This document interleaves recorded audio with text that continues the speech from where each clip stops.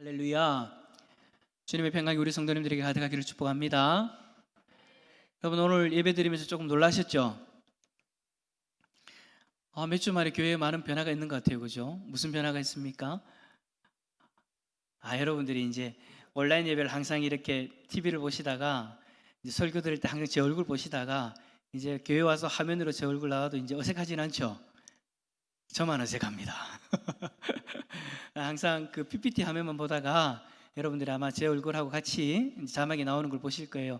이제 이렇게 하는 이유는 우리가 이제 온라인 방송도 함께 하다 보니까 온라인 방송으로 나가는 신호가 그대로 이제 본당으로 나온다라고 여러분 생각하시면 될 것 같습니다. 그래서 제가 일부 예배 때도 말씀을 드렸지만 혹시나 제 얼굴 때문에 시험 들지 않기를 바랍니다. 한번 옆에 있는 분에게 이렇게 한번 고백합시다. 그래도 볼만하네요. 시작. 제가 다행인 게 뭐냐면 화면이 조금 길쭉하게 나와서 다행인 것 같아요. 어쨌든가 제 얼굴 때문에 하나님 말씀 받는데 방해받지 않기를 부탁을 드립니다. 여러분, 우리가 오늘 함께 읽었던 이 본문의 말씀은 이스라엘 백성들이 출애굽하고 난 뒤에 시내산 광야에서 1년 동안 여정을 보내고 모세가 그 1년 동안의 여정을 회고하면서 기록한 말씀입니다. 모세와 이스라엘 백성들은 출애굽 후에 광야에서 1년 동안 생활을 한 거죠.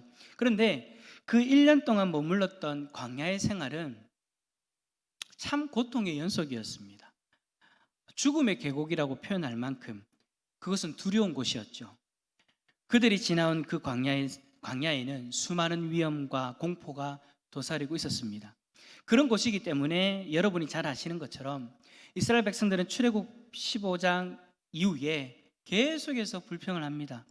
물을 구하지 못해서 모세를 원망했고 며칠 굶게 되면서 죽겠다, 배고프다라고 그렇게 아우성을 쳤고 또다시 물이 없어지면 웅엉 울면서 차라리 애굽 땅이 더 좋았다, 노예로 살았지만 그래도 애굽 땅이 더 좋았다, 그렇게 불평을 하기도 했죠. 결국엔 가축들도 쓰러지고 이스라엘 백성들은 이 성을 버리고는 모세를 향해 돌을 던질 것 같은 그런 급박한 상황까지 가기도 했었습니다. 거기다가 한 곳에 머물러 있지 않고 계속해서 움직였잖아요. 텐트를 쳤다가 걷었다가 쳤다가 걷었다가. 여러분 살림살이를 오래 해보신 분들은 아시겠지만 한 번 이사한다는 것이 어렵잖아요. 자기가 살아가는 그 모든 짐들을 풀었다가 다시 챙겼다가 또 풀었다가 챙겼다가 계속해서 그렇게 움직이면서 살아가니 얼마나 불편했겠습니까? 그래서 오죽하면 애굽 때가 더 좋았다, 차라리 노예 때가 더 좋았다 라고 그렇게까지 이야기를 하잖아요. 그들에게 있어서 여러분 광야 생활은요 고달픔 그 자체였습니다. 그러다 보니까 계속해서 그들 가운데 분쟁이 그치지 않고요 불만에 불안에 시달려야만 했습니다. 근데 여러분 이 모습 가만히 들어보니까 지금 우리의 모습하고 비슷하지 않습니까? 작년 12월에 중국에서 코로나19가 퍼지기 시작해서 지금까지 우리의 삶은 너무나도 큰 제약을 받고 있습니다. 전 세계 수많은 것들이 멈춰버렸고 경제적, 심리적, 정치적으로 나날이 어려운 시간들을 보내고 있어요. 언제 멈출지 모르겠어요. 제가 지난주에 얘기했던 것처럼 작년 연말이 되어도 백신이 나와도 예전처럼 동화하기 어려울 거다라는 그런 박사 이야기도 있었잖아요. 어제 뉴스를 보니까 참 마음이 아팠습니다. 60대의 어떤 어른이 고독사를 하였다라는, 코로나19 때문에 고독사를 하였다는 안타까운 소식을 듣고 얼마나 마음이 아팠는지 모릅니다. 그리고 우리나라 코로나19 재감염 의심 사례도 나왔다라는 그 뉴스를 듣고 참 마음이 불안해지더라고요. 나라 안팎에서 분쟁이 그치지 않고 더욱 예민해지고 더욱 불안해지고 있는 것이 우리의 현실입니다. 마치 1년 동안 광야에서 고달픈 삶을 살았던 그 이스라엘 백성들과 같이 말입니다. 그런데 이스라엘 백성들의 이러한 광야의 삶에 대해서 모세는 오늘 본문에서 이상한 이야기를 합니다. 이상한 평가를 내리고 있어요. 1년을 돌아보면서 그 1년에 대한 평가를 내리는데 우리가 생각하지 못한 그런 평가를 내린다라는 거예요. 31절 한번 읽어볼까요? 31절입니다. 시작. 광야에서도 너희가 당하였거니와.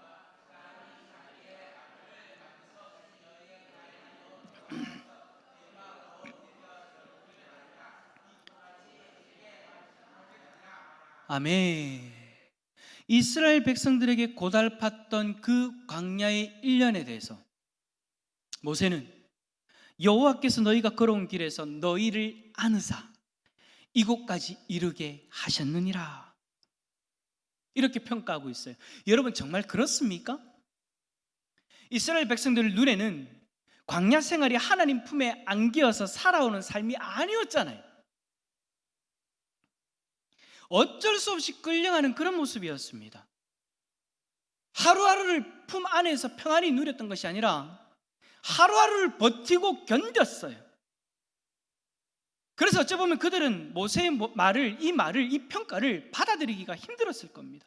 그래서 32절에 보시면 이 일에 너희가 너희의 하나님 여호와를 믿지 아니하였도다. 모세가 내린 그 평가에 대해서 이스라엘 백성들이 받아들이지 않는다라는 거, 못한다라는 거예요. 이것이 여러분 이스라엘 백성들의 솔직한 고백인 거죠. 솔직한 마음인 거죠. 지난 1년은 하나님이 우리를 품에 안으시고 인도하신 거야. 이 말을 모세와 같은 믿음으로 고백할 수 있는 이스라엘 백성들이 과연 몇 명이나 있었을까요? 자, 그렇다면 모세는 어떻게 광야 생활에 대해서 이러한 평가를 내릴 수 있는 걸까요? 모세 혼자만 혹시 다른 곳에 있었습니까? 가나안 입구에 딱 먼저 가 있고, 자 출발하고 온나 나는 먼저 가 있을게, 그렇게 했나요? 아니었잖아요. 그는 이스라엘 백성들과 함께 광야의 길을 걸어갔습니다. 고생하며 걸어갔습니다. 어찌 보면 백성들보다 더 큰 마음의 짐을 가지고 걸어갔을 수도 있어요. 왜냐하면 나이가 그때 80이 이미 넘었잖아요. 광야에서 수백만 명의 생사를 책임지는 리더로서 정말 피를 바짝바짝 말리는 순간들을 얼마나 많이 경험했습니까? 하지만 모세는 이스라엘 백성들과는 달랐습니다. 그는 광야에서의 1년을 고생하고 망한 시간으로 보지 않았고요, 하나님 품에 안겨있는 은혜의 시간으로 보았습니다. 여러분 도대체 이게 어떻게 가능한 걸까요? 지금 우리로 이야기하면 코로나 때문에 몇 달 동안 정말 고생하고 있는데 지금 이 시간이 하나님 품에 안긴 시간이라고 이야기하는 것과 같다라는 거예요. 하나님 품에 안겼는데 대면 예배를 못하고 있었어요. 하나님 품에 안겼는데 사람들이 죽어나가요. 어떻게 그런 고백을 할 수 있냐라는 거예요. 어떻게 그 고통이 1년을 하나님 품에 안겨있는 시간으로 받아들일 수 있었냐라는 거예요. 그 이유는요, 말씀을 가만히 보니까 시각의 차이였어요. 이스라엘 백성들은 그들을 옥죄하는 환경만 바라보고 절망했습니다. 하지만 모세는 환경이 아니라 자비로우신 하나님 아버지를 향해 눈을 고정하고 있었어요. 이스라엘 백성들은 이 땅의 것, 곧 눈앞의 현실을 바라보며 고통받았지만 모세는 그 너머에 있는 하나님의 약속을 바라본 것이죠. 이것이 이스라엘 백성들과 모세의 차이였습니다. 그 차이로 인해서 모세는 광야의 여정이 하나님의 품과 같았대요. 모세에게는 광야의 1년의 시간이 하나님 아버지의 품 안에 있었던 것이다 라고 표현할 수 있는, 그것 말고는 다른 것으로 표현할 수가 없었던 거예요. 왜? 하나님만 바라보고 하나님이 이 현실 너머에 있는 그 하나님의 약속을 바라보니까 그거 외에는 다른 것으로 표현할 수 없는 거예요. 그래서 너희를 아는사 이곳까지 이르게 하셨느니라. 여러분 이 고백에는요 여러 가지 의미가 있어요. 30절에 보시면 이제도 너희를 위하여 싸우실 것이며, 31절에 보면 이곳까지 이르게 하셨느니라, 33절에 너희가 갈 길을 지시하신 자이시니라. 광야에서 어떤 적을 만나게 될지도 모르는 그 두려운 상황과 어디로 가야 될지 모르는 그 불안한 광야에서의 여정에 하나님이 친히 싸우시고 이르게 하시고 갈 길을 지시하신다라는 것, 이것을 모세는 뭐 했다고요? 바라보았다라는 거예요. 이러한 사실을 믿음으로 바라보게 되니 그는 광야에서도 하나님이 안아주시는 놀라운 평안을 누릴 수 있었던 것이죠. 모세의 이러한 믿음에는요 시간이 중요하지 않았습니다. 광야 생활을 한 지 1년이 지나도 똑같은 고백을 했고요, 40년이 지나도 똑같은 고백을 했어요. 모세에게 하나님은 자비로우신 아버지였고 언제나 자신을 품고 안아주시는 분이셨다라는 것입니다.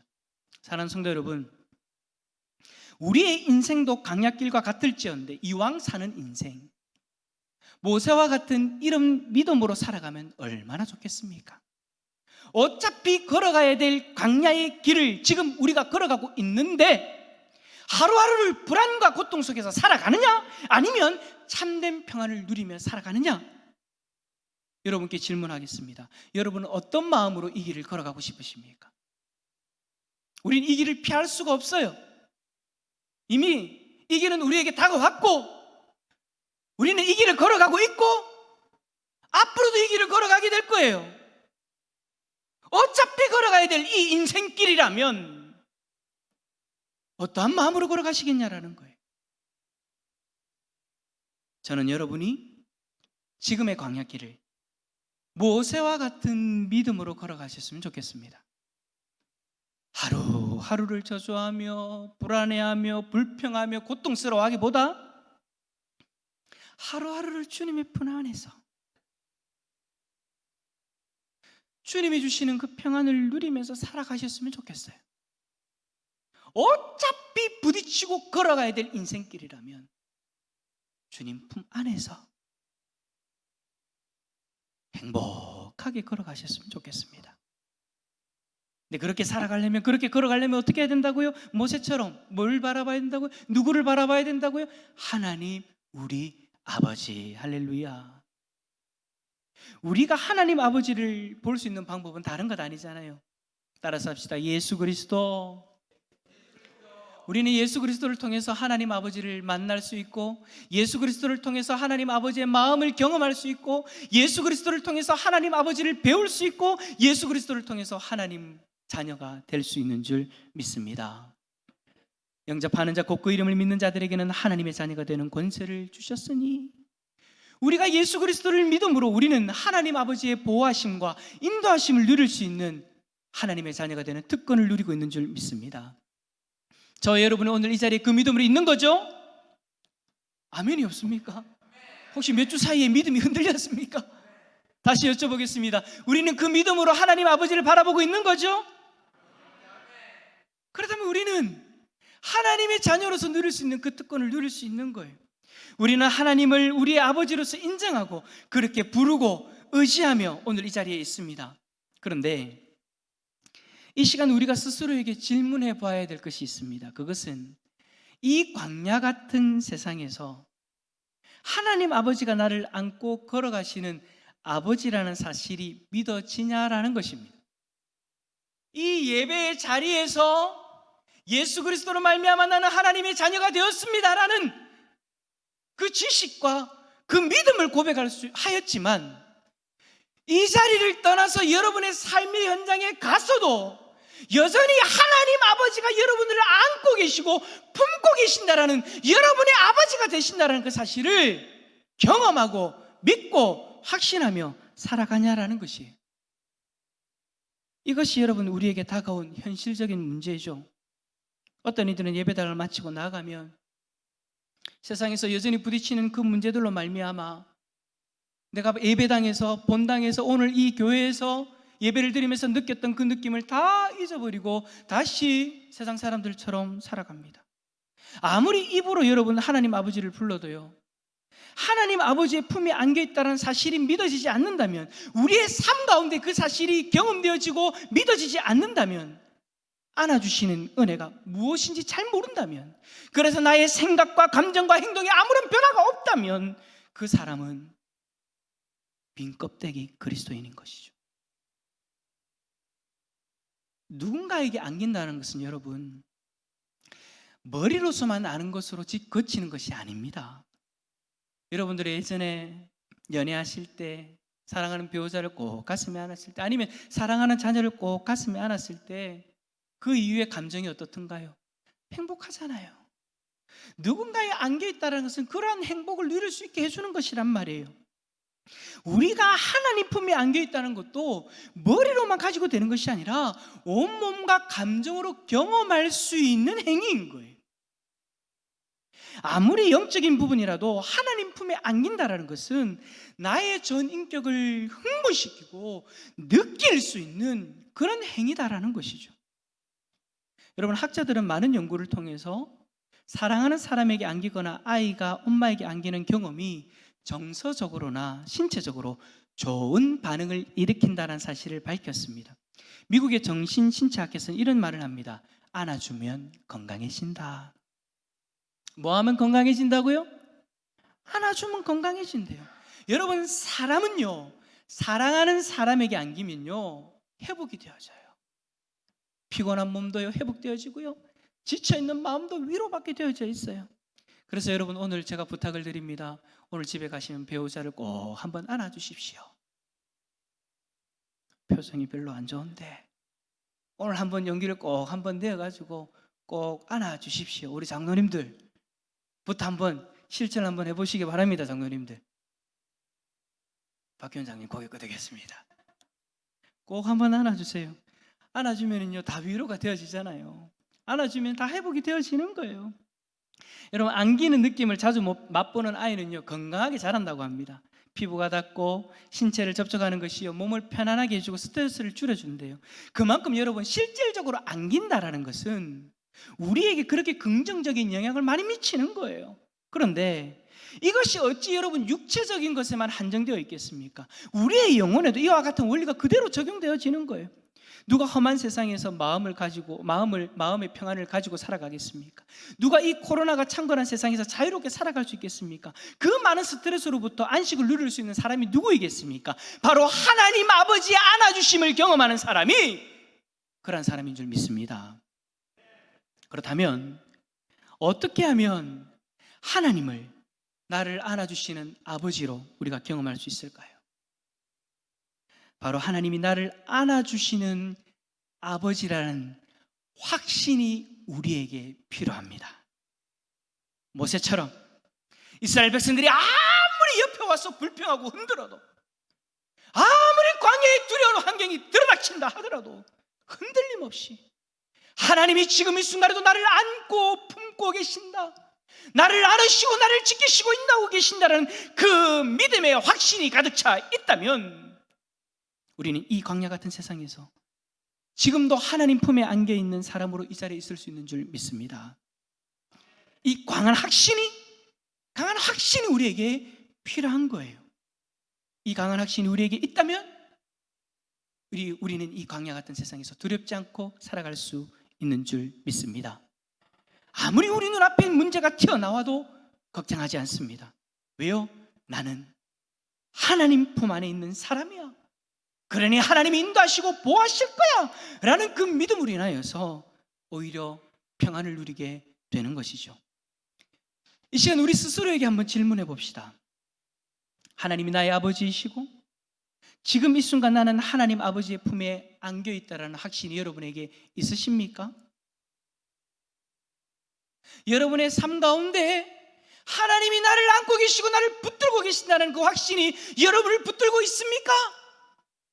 만약에 이 확신이 흔들려 있는 분들이 있다면, 그래서 확신이 없다면 오늘 이 시간 제가 여러분에게 권면하는 두 가지를 기억하시고 실천해 보시기를 바랍니다. 첫 번째는 하나님 아버지가 되신다라는 말씀을 여러분들이 자주 찾아서 묵상해 보시기를 바랍니다. 여러분, 이런 말씀은요 성경에 너무나도 많이 있어요. 하나님은 우리의 아버지가 되십니다. 하나님이 나를 인도해 주십니다. 하나님이 나를 품어주십니다. 이런 말씀은 우리의 성경에 너무나도 많이 기록되어져 있어요. 중요한 것은 그 말씀을 묵상해야 된다는 거예요. 뭘 하셔야 된다고요? 묵상하셔야 된다. 여러분, 묵상이라는 것은요 그냥 성경을 아멘 이게 아니에요. 교회에서 한 장 읽으라고 했으니까 하루에 한 장 아멘 끝. 야, 오늘 10장이나 읽었네 끝. 이게 아니란 말이에요. 어떻게 하라는 거예요? 마치 입에 음식을 넣고 씹어서 그 영양분이 내 몸에 흡수가 될 때까지 그렇게 우리가 노력하듯이 말씀을 계속해서 묵상해야 되는 거예요. 여러분, 시편 1장에서 복 있는 사람이 누구라고 이야기했습니까? 누가 물가에 심긴 나무가 형통한 사람이라고 이야기했습니까? 바로 하나님의 말씀을 즐거워하여 주야로 묵상하는 자로다. 마지못해 한 장 읽는 사람이 아니라, 의무적으로 한 장 읽는 것이 아니라 말씀이 좋아서, 즐거워서, 계속해서 읽고 마음에 계속해서 되새기고 묵상하는 사람이 뭐한 사람이라고요? 형통한 사람, 복 있는 사람인 줄 믿습니다. 여러분, 오늘 우리가 읽은 말씀도 마찬가지입니다. 말씀을 한번 묵상해 보십시오. 오늘 예배가 마치고 난 이후에 여러분 집에 가시면서 여러분의 집에서 일상생활을 하시면서 묵상해 보십시오. 모세가 그 험악한 광야 생활에서도 하나님을 아버지로 신뢰하면서 고생스러운 광야의 삶을 하나님 품에 안기는 그 삶으로 보았는데, 이제 묵상해 보는 거예요. 나는 과연 모세와 같은 고백을 할 수 있는가? 이 광야길을 걸어가고 있는 나의 인생에 모세와 같은 고백이 나에게는 있는가? 어떻게 하면 모세처럼 광야에서도 하나님을 경험할 수 있는가를 고민하고 묵상하면서 모세 같은 삶이 되어질 수 있도록 기도하고 노력하는 그 모습, 그 모습이 말씀을 묵상하는 모습인 거예요. 오늘 만약에 여러분들이 말씀을 듣고 끝나버렸다면, 그냥 좋은 말이구나, 하나님은 우리를 안아주시는 분이고 하고 그냥 지나쳐버리면 여러분, 그건 묵상이 아니에요. 계속해서 고민해 보셔야 되는 거예요. 나도 어떻게 하면 모세와 같은 그런 은혜를 누릴 수 있는가? 이 광야길에서 어떻게 하면 모세가 하나님 품에 안겨서 누렸던 그 평안, 나도 누릴 수 있는가?